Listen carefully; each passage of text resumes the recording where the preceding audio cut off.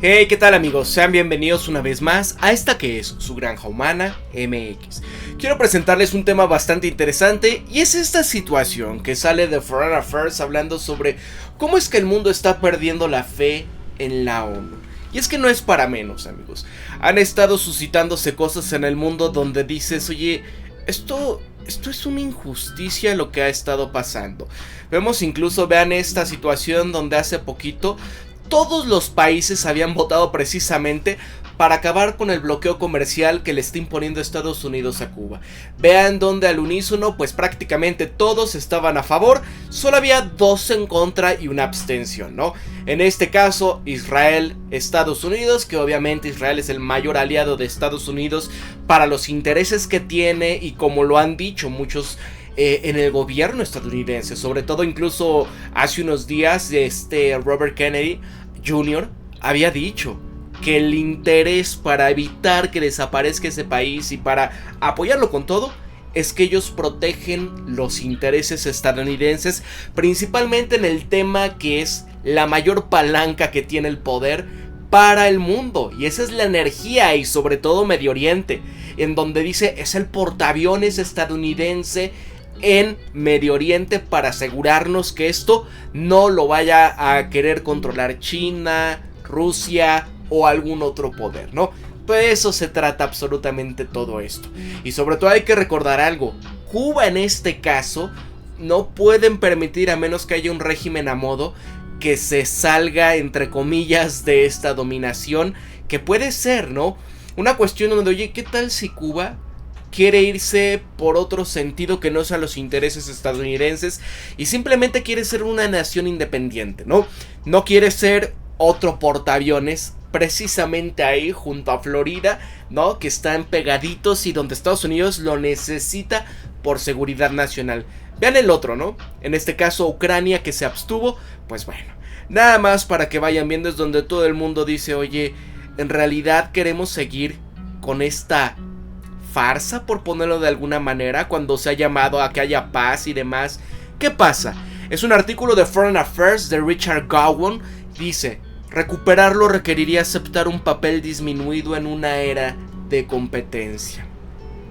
Desde el 47, cuando la Asamblea General de la ONU había votado a favor de una participación de Palestina en estados judíos y árabes, la organización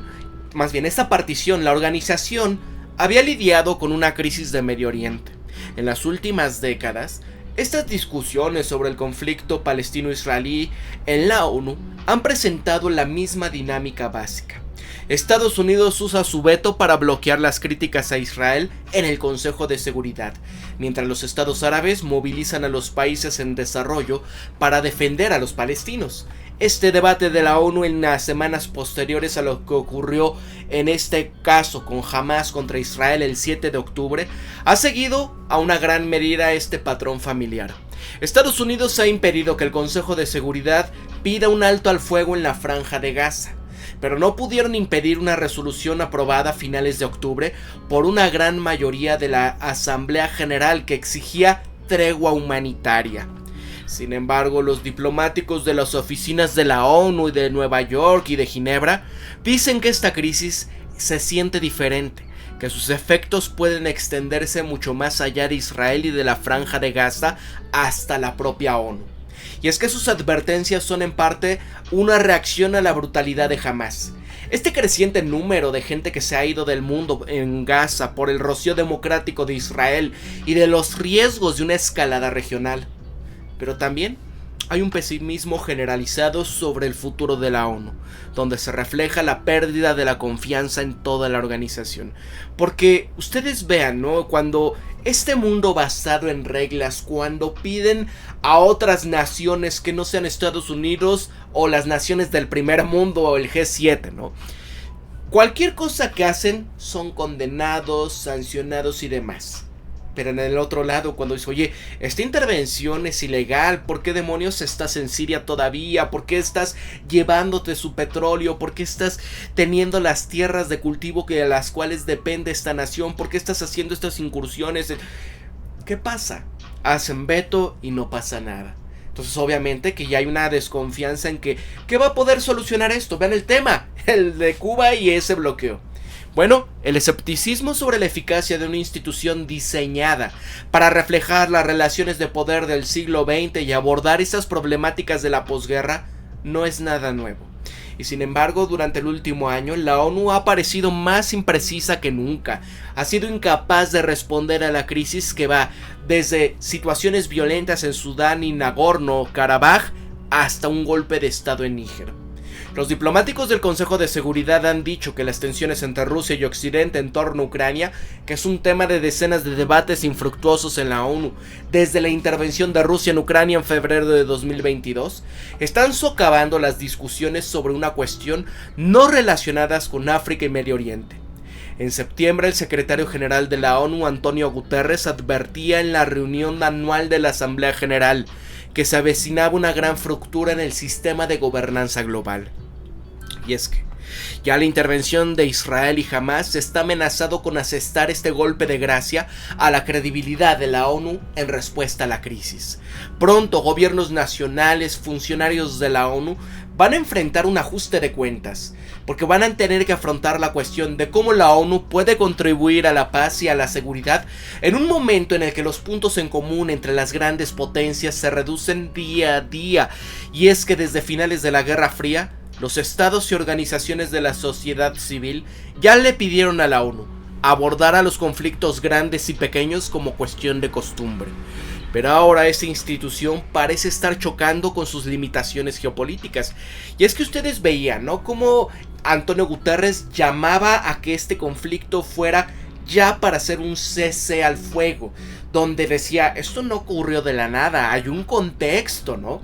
Y le pedían en Israel que dimitiese, no tiene que renunciar, ¿cómo se atreve? Entonces, una ONU apta para una época actual tiene que reducir sus ambiciones.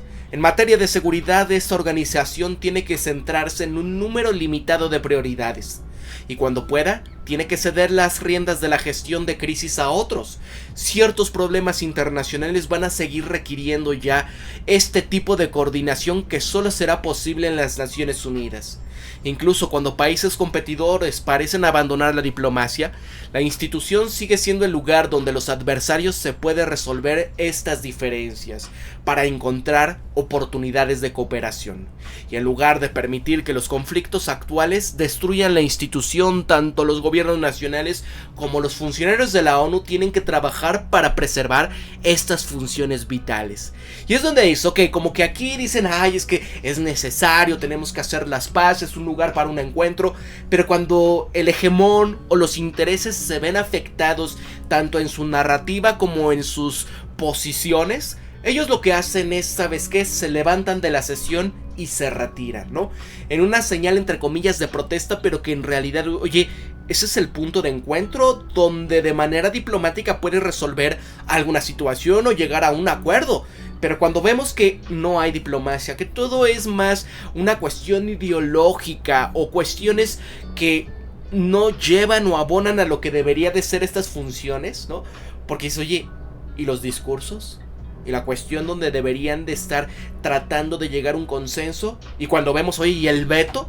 Ustedes véanlo en la votación para levantarle este embargo a Cuba, ¿no? ¿Qué pasa? ¿Sirve de algo? Esto cuando Antonio Guterres decía lo más lógico del cese al fuego y las cuestiones del contexto que hay detrás de este conflicto en Israel, y donde le pedían que renunciara simplemente porque no se apegaba a los caprichos de una parte en conflicto. ¿Qué estamos viendo entonces? O sea, hay mundo basado en reglas solo cuando conviene al hegemón. Así que, ¿qué pasa esto? Comenzando a espiral. La crisis de la confianza de la ONU se ha ido acumulando desde la intervención a gran escala de Ucrania por parte de Rusia. Y es que en las semanas siguientes a los diplomáticos les preocupaba la tensión entre grandes potencias que paralizasen a la ONU. Al principio parecía como si los temores estuviesen fuera de lugar. Rusia, Estados Unidos y aliados europeos entablaban intensos debates sobre la intervención de Ucrania, pero a regañadientes continuaron coordinándose en otros asuntos. Y es que el Consejo de Seguridad, por ejemplo, había logrado imponer un nuevo régimen de sanciones a las bandas que aterrorizaban a Haití y acordaron un nuevo mandato para que la ONU trabajase con el gobierno talibán en Kabul para poder entregar ayuda a los afganos que sufrían. Tanto Rusia como Occidente parecen dispuestos ya a utilizar el organismo más poderoso de la ONU como espacio para la cooperación residual. Y así, mientras tanto, Estados Unidos y sus aliados han reunido un apoyo considerable para Ucrania en una serie de votaciones de la Asamblea General en condenación a las agresiones de Rusia. Y hasta los primeros meses del año, muchos diplomáticos esperaban que la ONU mantuviese las capacidades de acción conjunta incluso cuando muchos de estos miembros se enfrentaban por la guerra en Ucrania.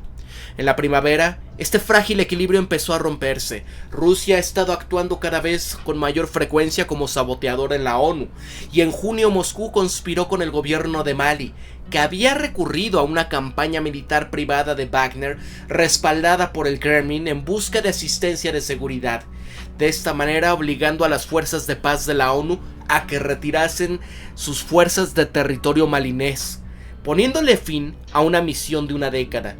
Y en julio, Rusia vetó la renovación de un mandato del Consejo de Seguridad vigente desde 2014 para que las agencias de ayuda de la ONU entregaran ayuda a las partes del noroeste de Siria controladas por los rebeldes. Moscú se retiró también de la iniciativa de granos del Mar del Negro, un acuerdo negociado por la ONU y Turquía en julio del 2022, que había permitido a Ucrania exportar productos agrícolas sin la interferencia rusa. Y ojo, hay que recordar de dónde viene este artículo. Es del Foreign Affairs, que es el Consejo de Relaciones Exteriores de Estados Unidos y los intereses, ¿no? Entonces, ustedes nada más lean entre líneas. ¿Qué quiere decir con esto del acuerdo del grano en el Mar Negro? Donde veíamos ya dónde entraban, por ejemplo, los instrumentos democráticos en este sentido. Cómo es que la gran cantidad de granos no iban a parar a los países que era la finalidad de tercer mundo, principalmente los africanos, sino que se quedaban en Europa, y donde muchos de los europeos, o principalmente Europa del Este, estaban de acuerdo que se finalizase ya ese acuerdo, porque al final estaba quebrando sus mercados de alimentos, ¿no? ¿Por qué? Porque el grano ucraniano, vaya, no puede competir Europa con ellos. Entonces, en este sentido, vamos viendo qué intereses hay aquí y qué situaciones son donde aquí te lo pintan de una manera, pero ¿cuál es la realidad? Y ojo, no es poner o ser apologistas a la otra cuestión, ¿no? Sino simplemente, a ver, se supone que es la ONU. Se supone que aquí, en lugar de estar viendo estas cosas de esa manera, es, a ver, un acuerdo de ganar-ganar, ¿no? En el caso de este acuerdo de los granos, Rusia lo que pedía era, ok, ustedes vendan ese grano ucraniano, casi hagan con él lo que quieran, pero la otra es, permitan que salgan los fertilizantes rusos a las naciones que así lo requieren, cosa que Estados Unidos no quería por obvias razones, y es que la gran mayoría del sur global, el caso de la India, el caso de Brasil, el caso de muchos países en América Latina y el Medio Oriente que no pusieron estas sanciones máximas a Rusia, fue precisamente por la necesidad que hay de este tipo de productos, no nada más energía, sino principalmente fertilizantes. Y eso es una palanca geopolítica muy importante para Rusia, y la cual, pues obviamente, aquí estaban dinamitando. Entonces nada, para que vayan dándose cuenta de esto y lo importante que es analizar esto con una mente crítica. Continuemos. Mira, la guerra de Medio Oriente ha puesto de relieve este enfoque cada vez más tajante de la diplomacia en la ONU. Durante anteriores estallidos de conflictos palestino-israelí, incluidos lo que pasó en Gaza en mayo de 2021, Rusia y China se abstuvieron de criticar demasiado enérgicamente a la participación de Estados Unidos en la ONU. Esta vez China ha vuelto a evitar la polémica, limitándose a sus comentarios, a llamamientos a un alto al fuego. Pero Rusia ha hecho todo lo posible para aprovechar la situación. Y es que después de que Estados Unidos vetó la resolución del Consejo de Seguridad que pedía asistencia humanitaria a Gaza, mediados de octubre, el embajador de Rusia ante la ONU, Vasily Nevencia, lamentaba esta hipocresía y doble rasero de nuestros colegas estadounidenses, insinuando que Washington puede estar alimentando la intervención. Amigos, ustedes ven, ¿dónde están los portaaviones? ¿Dónde están los aviones que están llegando cargados de instrumentos de democracia que están ahorita deshaciendo Gaza, ¿no? Pero bueno, yo por eso les digo, esa es la narrativa oficial. Ustedes nada más lean entre líneas. Entonces, para impulsar la venta de armas estadounidenses. La postura de Rusia sobre este conflicto ya molestó a sus compañeros miembros del Consejo de Seguridad, que han buscado puntos en común en cuestiones humanitarias e incluso en estados árabes, que sospechan que Moscú está explotando esto para sus propios fines. Pero si Rusia está irritando a las Naciones Unidas, el apoyo incondicional de Estados Unidos a Israel está causando un daño diplomático mayor. Que esto, claro que sí, ¿no? O sea, el mundo está volteando la espalda a este apoyo que por décadas habían construido en relaciones públicas, cuando ahora es imposible callar lo que estamos viendo a diario. No es una cuestión de un día o una... No. Desde que inició esta situación, amigos, ustedes vean lo que pasa con gente que no tenía la culpa en este entierro por el grupo que incluso ellos mismos han financiado y apoyado por sus propios intereses para dividir y vencer la causa palestina y en este caso apoyar a los bad hombres de Hamas en el caso que hemos visto, ¿no? Así que los efectos son más claros en la Asamblea General, donde esta coalición de estados que anteriormente respaldaban a Ucrania se han dividido en torno a Gaza. El 27 de octubre la Asamblea General aprobaba una resolución pidiendo tregua humanitaria entre Israel y Hamas, 120 votos a favor, 14 en contra y 44 abstenciones. Estados Unidos votó en contra de la resolución y citaba que el texto no condenaba a Hamas por sus atrocidades. Los países europeos estaban divididos, algunos votaban a favor, otros votaban en contra y algunos se abstenían. Las consecuencias eran predecibles. Diplomáticos de países en desarrollo indicaban en privado que podían rechazar futuras resoluciones de la ONU en apoyo a Ucrania en respuesta a la falta de solidaridad occidental con los palestinos. Y así, es probable que la última división socave el reciente impulso estadounidense para mejorar las relaciones del sur global en la ONU. La administración Biden ha pedido reformas en el Consejo de Seguridad que pueden dar a potencias como Brasil o la India una mayor voz en el organismo. Discúlpeme.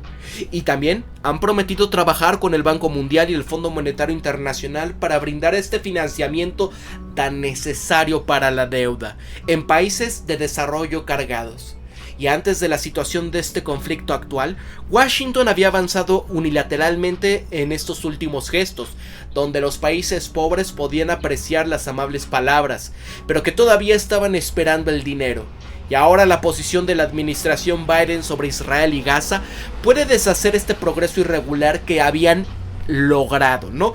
Que todos dicen, no, o sea, ya aquí no hay manera de seguir sustentando esta situación cuando vemos que, pues el sur global ya no está feliz ni contento con esta situación. Así que, ¿qué pasa sentando al banco? La intervención en Ucrania y Medio Oriente no solamente agravó estas fricciones diplomáticas entre los estados miembros de la ONU, ya ejercen una enorme presión sobre el líder de la ONU, Guterres, y sobre el sistema de gestión de conflictos de la institución, porque sin el apoyo unificado del Consejo de Seguridad, Antonio Guterres y la Secretaría de la ONU, que supervisa día a día las operaciones de paz de la ONU, han luchado para mantener en marcha este trabajo de gestión de conflictos de la organización, en zonas conflictivas como el caso de Sudán, Mali y la República Democrática del Congo.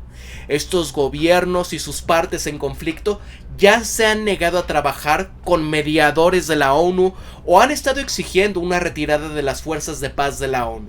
Y es que conscientes de que es poco probable que enfrenten sanciones reales por hacerlo.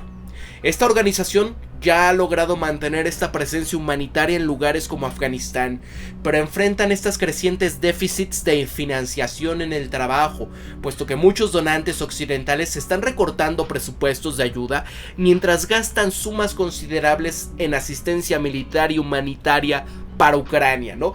Es donde también dice, oye, también quién mantiene todo esto, ¿no? Uno puede decir, bueno, es que es Estados Unidos el que está sustentando siempre todo este tipo de institución y obviamente, ¿quién es el que tiene el poder de veto? ¿Quién es el que tiene el poder de hacer estas situaciones, a su voluntad o a sus beneficios, ¿no? Y eso dice, sí, pues es Estados Unidos. Entonces empiezan a perder en este sentido, credibilidad o cuestiones donde dices, oye, ¿quién sale beneficiado ante todo esto? Entonces, ¿dónde está ese mundo realmente basado en reglas, ¿no? Es cuando uno dice, no hay mundo basado en reglas. Así que Guterres se ha visto atrapado en este fuego cruzado diplomático por acontecimientos de Medio Oriente, porque después de que dijera que esta situación en Israel del 7 de octubre no ocurría en el vacío, esas eran sus palabras en un discurso ante el Consejo de Seguridad del 24 de octubre, Israel le pidió a Guterres que renunciara, que redujera su cooperación con los funcionarios humanitarios de la ONU, porque no les quería dar visas ni nada, se las quería retirar, y también me imagino empezar a sancionar a todos aquellos funcionarios de ahí, ¿no? Así que él negó cualquier sugerencia de que sus palabras pudiesen interpretarse como justificación de lo que llamaba actos de bad hombres de Hamás. La respuesta israelí terminó dando a Guterres un impulso, mientras otros países como Estados Unidos se unieron a su defensa. Pero la forma en la que el comentario derivó en un incidente diplomático subraya qué tan vulnerables son las operaciones de ayuda de la ONU a la discordia política. Ese tipo de vulnerabilidad también ha sido trágicamente clara en el terreno. Casi 100 empleados de la ONU han sido eliminados en Gaza desde que comenzó la intervención. Solo pongan esto en contexto. Si esto hubiese pasado, por ejemplo, en el área del Donbass, ¿no? Ahora con esta intervención, ¿qué hubiera pasado con el mundo entero? Pero como es acá, así, ¿verdad? Entonces, dependiendo de la duración y del alcance de la intervención entre Israel y Hamás, esta presencia de la ONU en la región se puede ampliar o se puede reducir. Si las hostilidades terminan relativamente rápido, las agencias de la ayuda de la ONU van a desempeñar un papel importante en los esfuerzos de recuperación. Y así, en el escenario posconflicto que según se ha informado, funcionarios estadounidenses e israelíes han planteado como la posibilidad. Se puede pedir a la ONU que administre Gaza después de que el ejército israelí expulse a Hamás del territorio. Y por el contrario, si la intervención dura lo suficiente como para extenderse a toda la región, puede ponerse en riesgo la presencia de larga data de mantenimiento de paz de la ONU al sur del Líbano y en los altos del Golán. La última vez que Israel lanzó una operación al sur del Líbano en 2006, el Consejo de Seguridad estuvo a punto de cerrar la misión de la ONU. Allí, pero cambió este rumbo después de que el gobierno libanés se opusiera. Hoy en día la intervención cada vez más amplia se atraiga a Hezbollah e Irán no solamente va a forzar la retirada de las fuerzas de paz de la ONU, sino que también amenazaría el trabajo humanitario y diplomático de la organización en otras partes de Medio Oriente, como el caso de Irak y de Yemen. Y así, ¿qué pasa? Se tienen que bajar las ambiciones, porque no importa cómo termine la intervención en Medio Oriente y en Ucrania, las tendencias de la ONU apuntan a problemas futuros. La desunión diplomática, las vulnerabilidades operativas que están plagando ya ahora a la organización probablemente persistirán o puede que empeore a medida que se amplíe la división global. La ONU no se está dispuesta a volver a los días caninos de la Guerra Fría. Aquí, en 1959, el Consejo de Seguridad había aprobado solo una resolución. Desde principios de 2023, a pesar del mal estado de las relaciones entre los miembros permanentes, este Consejo ya aprobó más de 30 resoluciones para actualizar los mandatos de varias operaciones de paz y regímenes de sanciones de la ONU. Pero esta también está lejos de su apogeo anterior, más bien posterior a la Guerra Fría, cuando el organismo autorizaba periódicamente operaciones de paz, de esfuerzos de mediación y de paquetes de sanciones en respuesta a los conflictos emergentes. Puede que no haya un camino claro para que la ONU recupere el papel anterior como una plataforma polivalente que aborde crisis internacionales del momento, pero la organización se puede sacar lo mejor en un papel reducido. Los funcionarios de la ONU ya parecen reconocer que el mandato se está reduciendo. En este julio, Antonio Guterres publicó lo que se llamaba la nueva agenda para la paz de la ONU. Esto restaba importancia a las misiones de mantenimiento de paz en la organización, pero en cambio instaba a los miembros de la ONU a que se centraran en nuevas amenazas a la seguridad, como el caso de la inteligencia artificial, e incluso no está claro qué tan influenciado puede ser la ONU, pero los grandes actores de inteligencia artificial, en particular los de Estados Unidos y de China, tal vez no quieran que la organización presida la regulación de tecnologías de esta. parece haber un deseo de que la ONU mantenga su papel en promover la seguridad global, incluso si asumen una participación operativa más limitada a los conflictos que en el pasado.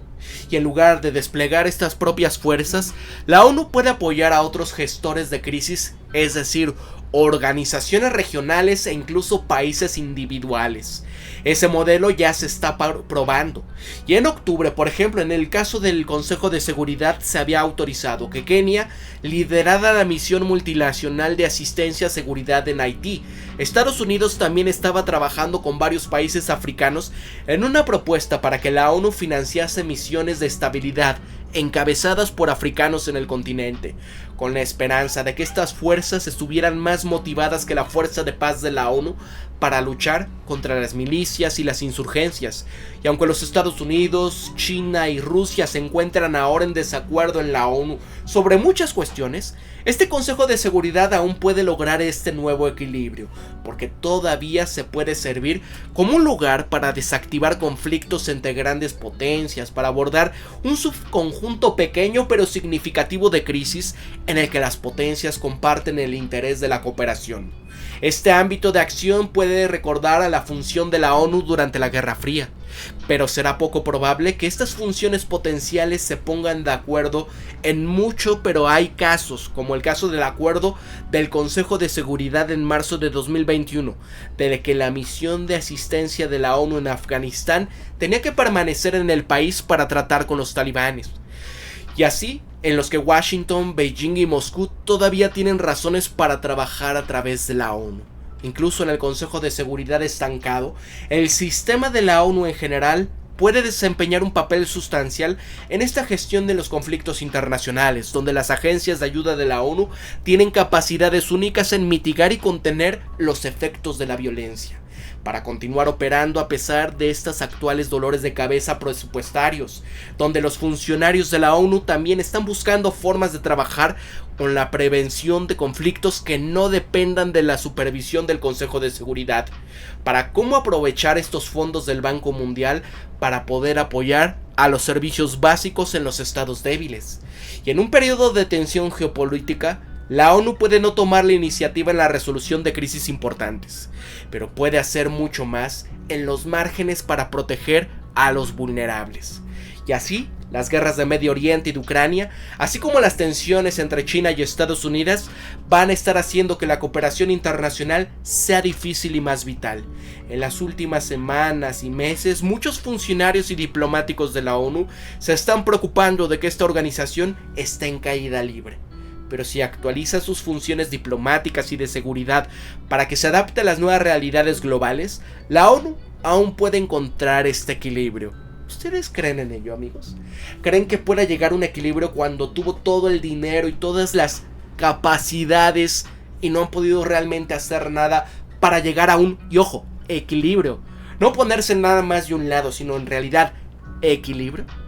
Amigos, para la Granja Humana MX se despide Pablo y por favor les solicito, si así ustedes pueden apoyarme a través de mi Patreon, www.patreon.com/La Granja Humana MX. Ahí es donde me pueden apoyar, ya que la plataforma de momento me tiene castigado hasta enero.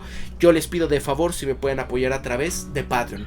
Gracias a los mecenas que ya me están apoyando a través de se los agradezco de todo corazón. Suscríbanse, denle click a la campanita para que reciban todas las notificaciones del canal y bueno, compartan en sus redes sociales. Ya estoy en Spotify y estoy también en mi canal que ya conocen ustedes de Facebook de La Granja Humana MX. Para La Granja Humana se despide Pablo, nos vemos hasta la próxima. Cuídense mucho, pórtense bien, hasta luego.